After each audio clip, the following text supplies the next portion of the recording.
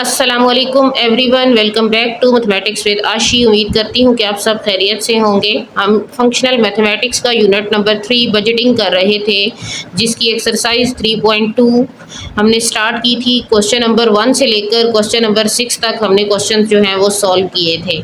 आज हम question number 7 से ऑनवर्ड जो हैं वो क्वेश्चन सॉल्व करेंगे, लेकिन उससे पहले मैं आपको रिमाइंड करवा दूँ कि हमने कुछ फार्मूलाज डिस्कस किए थे, जो कि ये हैं। इन फार्मूलाज को आपने याद रखना है। हम इन्हीं को यूज़ करके अपनी एक्सरसाइज जो है उसको कंप्लीट करेंगे। तो चलिए स्टार्ट करते हैं क्वेश्चन नंबर 7।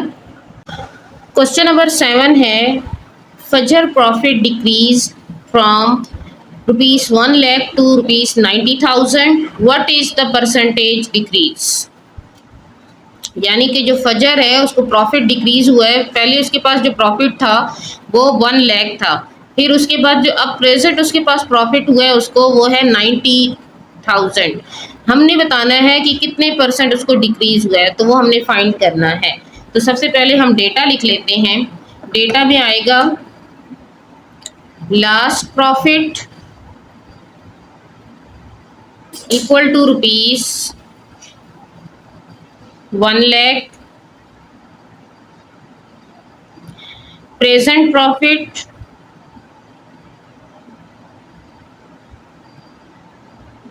₹90,000। अब प्रॉफिट डिक्रीज सबसे पहले फाइंड करेंगे, फिर परसेंटेज फाइंड करेंगे। तो प्रॉफिट डिक्रीज क्या है, old value minus new value. तो 1 लाख में से हमने माइनस करने हैं 90,000, तो हमारे पास आंसर आएगा 10,000। ठीक है, अब हमने परसेंट डिक्रीज फाइंड करना है। तो उसके लिए हमारे पास क्या था, decrease divided by old value multiply by 100। तो 10,000 divided by 1 lakh multiply by 100%। यहाँ से 20 के साथ कैंसिल, 30 के साथ कैंसिल, तो पीछे हमारे पास जो रह जाएगा वो 10%। तो 10% जो है वो डिक्रीज हुआ है। ठीक है, तो ये था हमारा क्वेश्चन नंबर 7। अब हमने नेक्स्ट जो क्वेश्चन करना है वो है क्वेश्चन नंबर 8, जिसमें में ये कहा जा रहा है कि फरवा की मंथली इनकम जो है वो 90,000 थी। अब इंक्रीज जो हुई है वो 10% हुई है। अब हमने बतानी है कि उसकी न्यू सैलरी जो है वो कितनी है। तो सबसे पहले हम लिखेंगे ओल्ड सैलरी,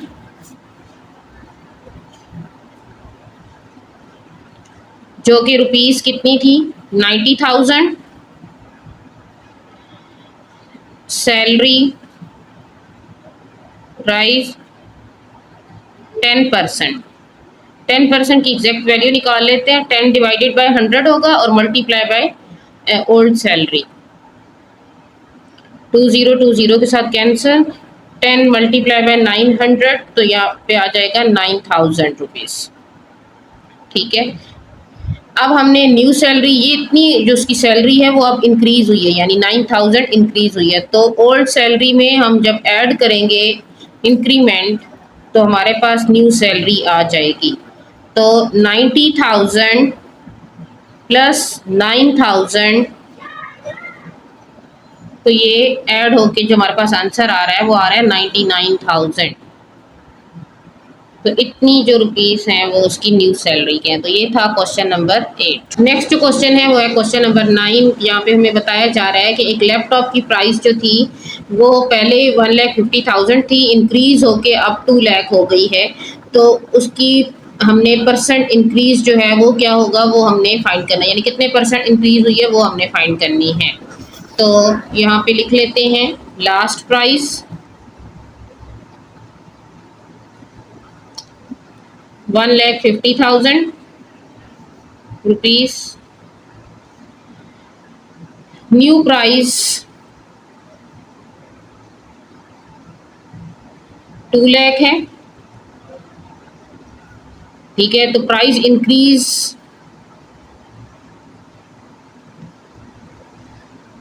सबसे पहले हमें इंक्रीज फाइंड करना पड़ेगा ना। तो new value minus old value, तो हम 2 लाख में से माइनस करते हैं 1,50,000, तो हमारे पास आंसर आता है 50,000। अब हमने परसेंट इंक्रीज फाइंड करना है। परसेंट इंक्रीज जो कि होता है increase divided by old value multiply by 100%। तो यहाँ पे 50,000 डिवाइडेड बाय 1,50,000 मल्टीप्लाई बाय 100%। 20 के साथ कैंसिल, यहाँ से 20 के साथ कैंसिल, तो 500 डिवाइडेड बाय 15। डिवाइड करने पे जो हमारे पास आंसर आ रहा है वो आ रहा है 33.33, 33.33%, ठीक है। तो ये था हमारा क्वेश्चन नंबर 9। नेक्स्ट जो क्वेश्चन है वो थोड़े डिफरेंट हैं पहले क्वेश्चन से, ठीक है। कहते हैं कि एक कंपनी है, उसने एलोकेट किया है 25% ऑफ इट्स बजट, यानी जो भी उनका बजट है उसमें से 25% जो है वो उन्होंने मुख्तस कर दिया है किसके लिए, रॉ मटेरियल खरीदने के लिए, ठीक है। रॉ मटेरियल जिससे भी कोई चीज़ बनानी होती है। एंड 40% फॉर पेइंग वेजेस, और 40% वो जो है उन्होंने सैलरीज जो देनी है उन्हें, ठीक है। If the total budget is 2 million, यानी कि टोटल बजट जो था वो कितना था, 2 मिलियन। इसमें से इतना उन्होंने रॉ मटेरियल के लिए रख लिया, इतने परसेंट उन्होंने जो है वो वेजेस रख लिए। तो how much is allocated for raw material and wages. अच्छा, अभी यहाँ पे परसेंटेज में वैल्यूज गिवन है, हमने एग्जैक्ट अमाउंट बतानी है कि कितनी उन्होंने रॉ मटेरियल के लिए रखी और कितनी उन्होंने वेजेस के लिए। तो स्टार्ट करते हैं। सबसे पहले टोटल बजट जो है, टोटल बजट जो है वो क्या है, ₹2 मिलियन। अब आपको पता है 2 मिलियन में 6 जीरो होते हैं, तो ये अमाउंट है। अब फॉर रॉ मटेरियल,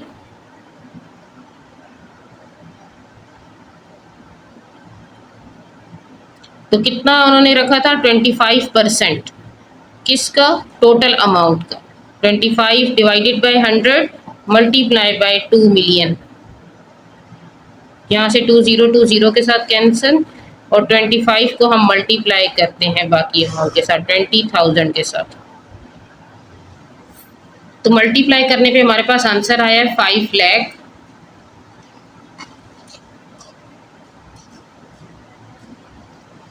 ये रुपीस जो है, ये इतने रुपीस यानी 5 लाख रुपीस जो है उन्होंने रॉ मटेरियल के लिए रखे थे। अब फॉर वेजेस कितने रखे थे, 40%। तो 40 divided by 100 multiply by total amount, ये टोटल बजट। यहाँ से 20 के साथ कैंसिल, तो बाकी अमाउंट को मल्टीप्लाई कर देते हैं, तो हमारे पास आंसर आ रहा है ये 8 लाख रुपीस। तो इतने उन्होंने वेजेस के लिए अमाउंट रखी थी और इतनी अमाउंट जो है वो उन्होंने रॉ मटेरियल्स के लिए रखी थी। तो ये था हमारा क्वेश्चन नंबर 10। क्वेश्चन जो है वो है क्वेश्चन नंबर 11, जिसमें हमें ये बताया जा रहा है कि आतिका जो है उनकी मंथली इनकम जो है वो 50,000 रुपीज़ है, लेकिन उनके एक्सपेंसेस जो हैं, जो उनके हाउस रेंट वो पे करती हैं वो 30,000 है, हाउस फूड जो वो बाय कर रही हैं वो 16,000 रुपीज़ का कर रही हैं, ट्रांसपोर्ट के लिए वो 40,000 यूज़ कर रही हैं। हमने बताना है कि फाइंड डेफिसिट। डेफिसिट होता है खसारा, यानी कि नुकसान में जाना, ठीक है। Help her adjust the budget, और हमने उनकी मदद करनी है कि वो अपना बजट जो है वो कैसे एडजस्ट कर सकती हैं। तो स्टार्ट करते हैं पहले क्वेश्चन। पहले तो लिखते हैं कि टोटल इनकम जो कि उनकी है 50,000, रेंट जो वो पे करती हैं वो है 30,000, उसके बाद फूड वो जो ले रही हैं वो है 16,000 का, और ट्रांसपोर्ट जो है वो यूज़ जो कर रही हैं उसके ऊपर जो आ रही है वो 14,000। सबसे पहले तो हम उनके टोटल एक्सपेंसेस करते हैं, इन वैल्यूज़ को टोटल करते हैं। टोटल एक्सपेंसेस उनके कितने हैं?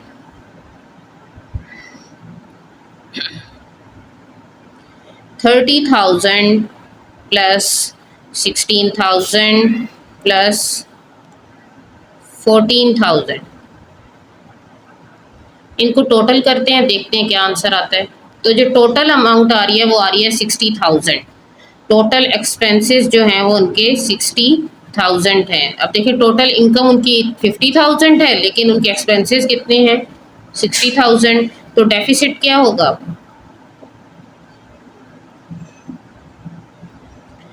60,000 में से माइनस करें 50,000 तो उनको 10,000 जो है वो डेफिसिट है। अब इसमें एक चीज़ देखें कि देखें हाउस रेंट जो है वो फिक्स है, वो तो हम चेंज कर नहीं सकते। हम उनको ये नहीं कह सकते कि मालिक मकान से कहें कि वो हाउस रेंट जो है वो कम कर दे, वो तो ऐसा कुछ नहीं होने वाला। लेकिन फूड में हम उनको कह सकते हैं कि जो उनके एक्स्ट्रा आइटम्स हैं, जो मतलब वो एक्स्ट्रा चीज़ें हैं जो वो ला रही हैं उसको वो कम कर दें। और ट्रांसपोर्ट जो है वो अगर मतलब अपनी गाड़ी यूज़ कर रही हैं तो उसको भी थोड़ा सा कम यूज़ करें, और लोकल ट्रांसपोर्ट अगर उसकी जगह पे यूज़ करें। तो इन दो चीज़ों में हम उनको कह सकते हैं कि वो थोड़ा थोड़ा कम करके जो है वो अपने मतलब जो भी उनके एक्सपेंसेस हैं उनको कम कर सकती हैं, तो उनको डेफिसिट नहीं होगा, यानी उनको खसारा नहीं होगा, ठीक है, नुकसान में नहीं जाएंगी वो अगर इन दो चीज़ों में वो एडजस्ट कर दें। तो हमें उन्होंने कहा था कि आप उनको हेल्प करें एडजस्ट करने में बजट। तो हमने उनको बता दिया कि फूड और ट्रांसपोर्ट में, ठीक है, वो इन दो चीज़ों में अगर थोड़ी थोड़ी चीज़ें कम कर दें, जो एक्स्ट्रा वो ला रही थी वो उसको कम कर दें, या वो एक्स्ट्रा अगर ट्रांसपोर्ट अपनी यूज़ कर रही थी तो उसको थोड़ा सा कम कर दें, तो उसके हिसाब से जो है वो उनकी टोटल इनकम के हिसाब से फिर उनके एक्सपेंसेस जो हैं वो हो जाएंगे। तो लास्ट पे हम उनको एक बता देते हैं, she should reduce extra expenses in food and transport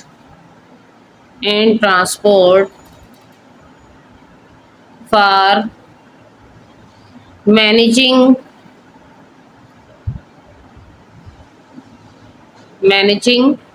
budget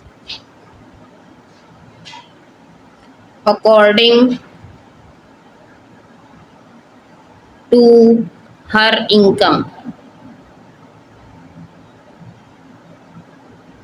ठीक है, अगर वो एक्स्ट्रा एक्सपेंसेस फूड और ट्रांसपोर्ट में कम कर दें तो वो क्या हो जाएंगे, उनका बजट जो है वो मैनेज हो जाएगा उनकी इनकम के मुताबिक। ठीक है, बाद ना हमने उसको बजट भी बना के देना है। यहाँ तक तो बात हो गई, अब हमने उसको बजट बना के देना है। देखें जो उसका हाउस रेंट है वो तो सेम ही रहेगा, वो तो 30,000 रुपीज़ है तो 30,000 ही रहेगा, लेकिन फूड की जो उसकी प्राइस थी वो कितनी है, 16,000।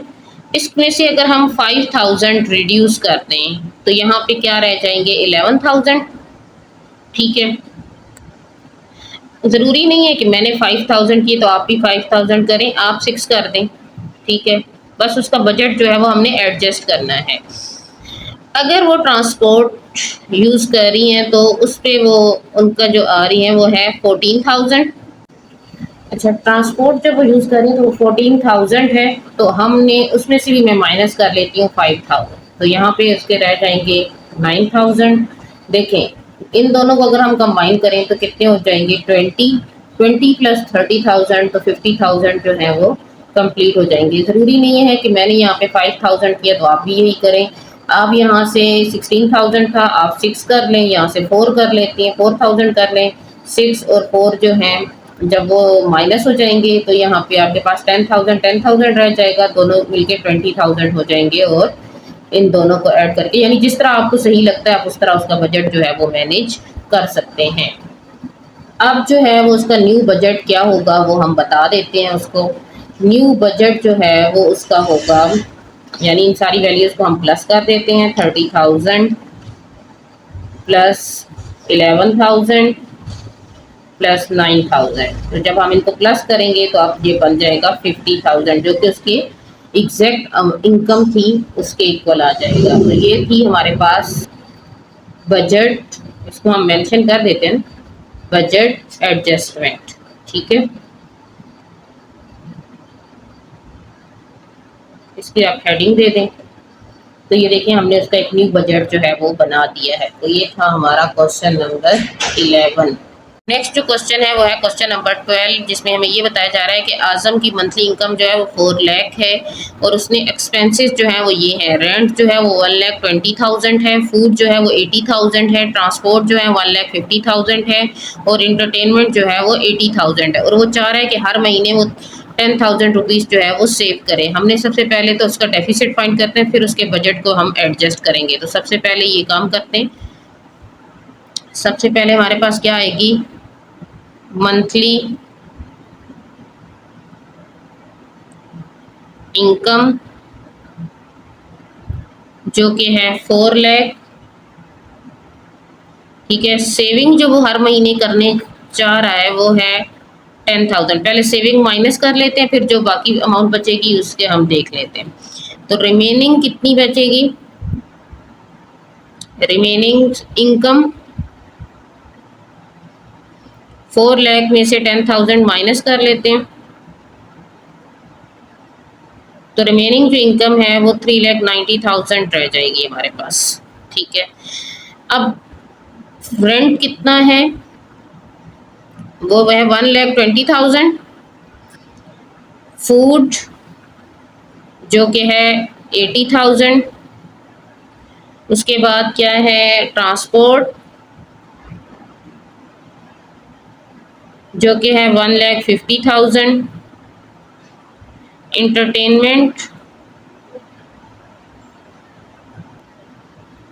इंटरटेनमेंट जो है वो है 80,000। तो टोटल एक्सपेंसेस कितने हो जाएंगे, इनको टोटल कर लेते हैं। Total expenses 1,20,000 plus 80,000, 80,000 plus 1,50,000। अच्छा, यहाँ पे स्पेस नहीं है तो मैं यहाँ नीचे लिख रही हूँ, प्लस 80,000। तो इन सबको टोटल करते हैं। टोटल जो एक्सपेंसेस हैं वो हैं 4,30,000, 4,30,000। अब हम डेफिसिट फाइंड करते हैं। तो डेफिसिट क्या आएगा हमारे पास, 4,30,000 में से जो रिमेनिंग अमाउंट हमारे पास आई थी वो हमने क्या करनी है, माइनस करनी है। तो यहाँ पे हमारे पास जो आंसर रहेगा वो आएगा 40,000 माइनस करने पे। तो ये जो है वो हमारे पास इतना डेफिसिट आ रहा है। अब इस वैल्यू को हमने जब बजट को बजट की जब एडजस्टमेंट करेंगे तो हमने इस चीज़ को देखना है कि इतने अमाउंट जो है वो हमने उसके बजट में देखनी है कि ये एक्स्ट्रा ना हो। ठीक है, उसकी जो टोटल इनकम है उसके हिसाब से हो, जो कि 4 लाख है। हमें क्वेश्चन में ये भी कहा गया था कि हमने बजट तो एडजस्ट करना है, लेकिन जो फूड के एक्सपेंसेस हैं उनको नहीं हम चेंज कर सकते। तो जब फूड के नहीं कर सकते, रेंट भी नहीं हो सकता, तो पीछे रह गया ट्रांसपोर्ट और इंटरटेनमेंट। तो इन दोनों को हमने किसी तरह ऐसे एडजस्ट करना है ताकि उसकी टोटल इनकम के हिसाब से जो है वो हो सके। तो सबसे पहले तो हम लिखते हैं he should reduce non essential expenses in entertainment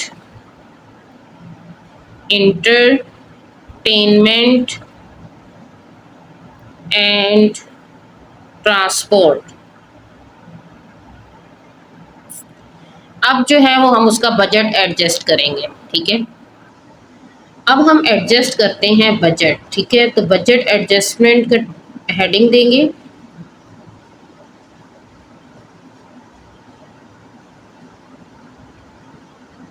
ठीक है। तो नेक्स्ट पेज पे देखते हैं, यहाँ पे रेंट कितना था 1,20,000। फूड जो था वो हमारे पास 80,000, ठीक है। इन दो चीज़ों को तो हम चेंज नहीं कर सकते। फूड का भी उन्होंने मना कर दिया कि इसको भी नहीं करना, रेंट तो हम कर ही नहीं सकते। पीछे रह गया ट्रांसपोर्ट और एंटरटेनमेंट, इसमें से हमें अमाउंट जो है वो कुछ कम करनी होगी। यहाँ पे है 1,50,000 जो है वो ट्रांसपोर्ट पे यूज़ होते हैं उसके एक्सपेंसेस। अब एंटरटेनमेंट पे कितने हो रहे हैं,